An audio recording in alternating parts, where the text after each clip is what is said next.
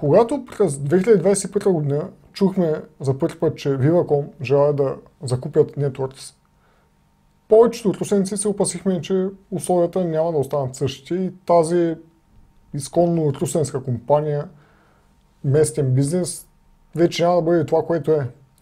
Но тогава в сайта tvn.bg, който е част от групата, или по-скоро беше, се споменава собственика на Networks и TVN тогавашен гарантира, че условията и услугите на клиенти ще останат непроменени.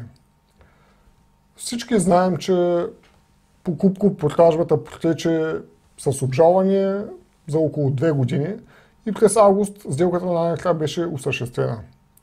И ето, че 4 месеца по-късно вече има промяна в условията. Виждаме съобщение по електронните почти и на официалния сайт на Networks България.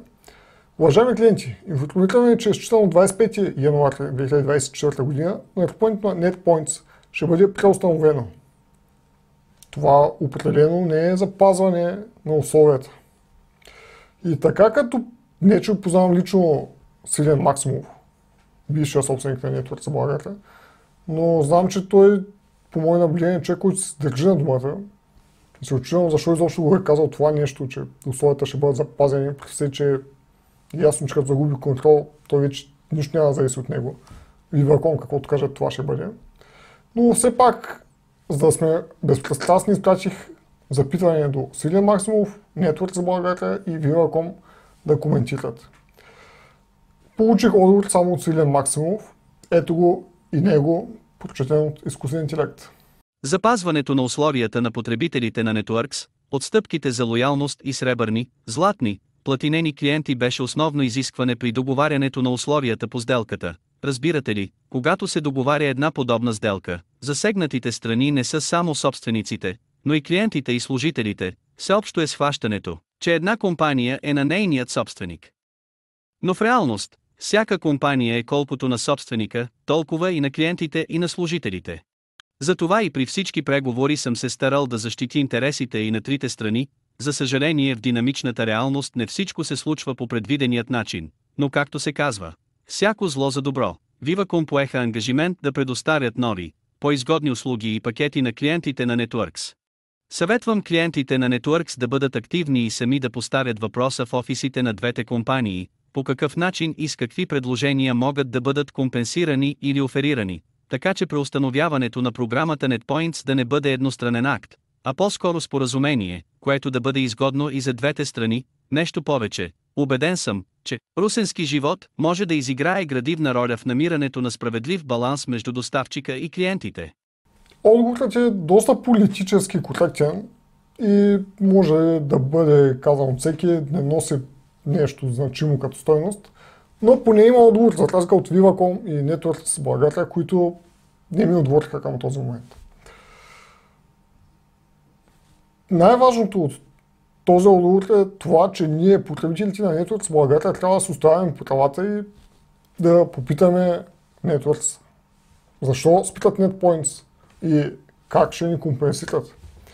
Защото това е един вид повишение с 10% на услугите. А мен, често казано, много ме боли, като повечето русенци, защото тази компания е лично свързана с мен. Не, че аз имам нещо общо с нея, но като русенска компания, която е коректна към клиентите си.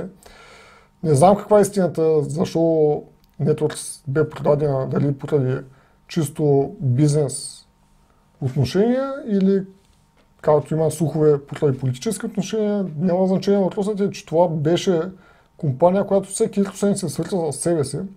И аз лично съм клиент на А1 преди това Mobiltel и съм отказал много техни оферти за интернет и телевизия, за да подкрепя местният бизнес.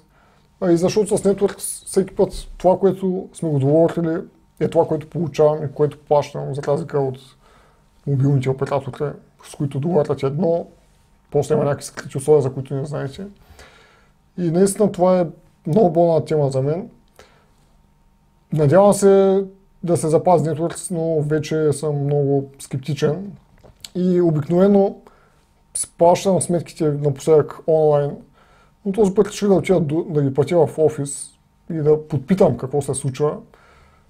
Служителката там, поне по нейни думи, не знаеше и тя какво ще стане. Дали NetPoints точките, които ги имаме, ще може да доплатим с част от тях за следващата ни сметка, кеш и NetPoints, или пак изобщо ще изготвят. Никой не знае какво ще става. Офиси ще останат ли или ще бъдат закрити. Обзето в момента е някакво невидение. Само новата година ще не покаже какво ще стане. За жалост и това видео няма да може, но ще проследим. И за заключение ще кажа, оставайте правата си, пишете на Networks да запазят NetPoints точките, аз ще го направя. Направите го и вие. Но за жалост това е бизнес, укрупняването на пазара, в което ще останат крити мобилни оператори, вероятно като интернет доставчици, и таксите на потребителите ще скочат доста.